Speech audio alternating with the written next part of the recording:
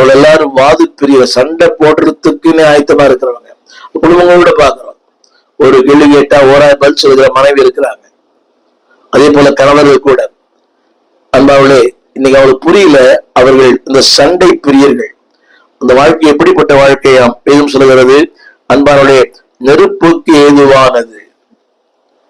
ஒருவேளை நீங்கள் கேட்காமல் இருக்கலாம். அதாவது நெருப்புக்கு ஏதுவாக அது என்ன செய்யும்? இவள் கன்சியூ, அது உங்களை ஒன்றுமில்லாமல் ஆக்கிவிடும். எனவே முடிந்த அளவுக்கு தேவ பிரியராயிருங்கள்.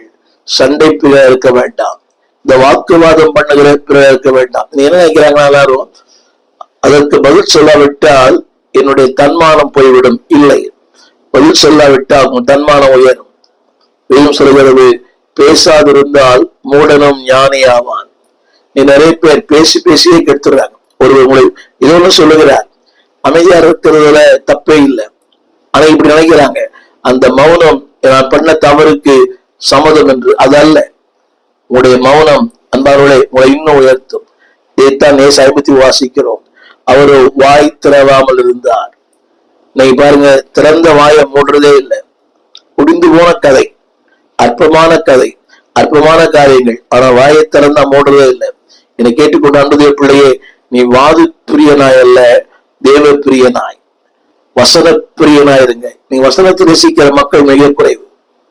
ஒரு நாளும் சொல்லுகிறேன், இந்த கட்டுக்கதைகளை கேட்கிற மக்கள் ஏராளம். இந்த ரீல்ஸ் இதெல்லாம் பார்த்துட்டே இருக்கிறாங்க ஆயிரக்கணக்கான மக்கள். அதை சத்தியத்தை கேட்பதற்கு மக்களுக்கு விருப்பம் இல்லை. அதனாலதான் நீங்கள் வாது பிரியனாய் அல்ல, பணப்பிரியனாய் அல்ல, போதன பிரியனாய் அல்ல, வசன பிரியனாய் மாறுங்கள். உங்கள் பெயர் நீங்கள் மதித்தாலும் உங்கள் போதனம் சொல்ல வேண்டும், இவன் வசனத்தில் பிரியமாயிருந்தவன், இவள் வசனத்திலே பிரியமாயிருந்தவள். வசனத்தின் மேல் பிரியமாயிருங்கள்.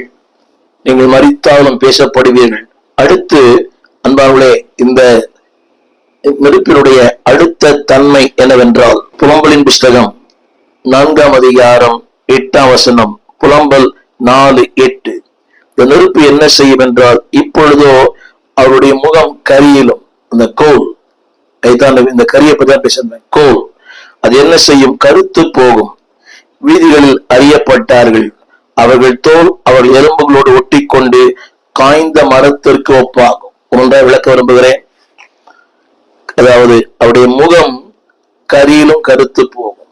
ஆரம்பத்துல சொன்னேன், பாவம், தேவனுக்கு விரோதமான காரியங்கள். அது என்ன செய்யும் தெரியுமா? உங்கள் முக தோற்றத்தையே மாற்றிவிடும். பாருங்கள், பாவம் செய்கிற முக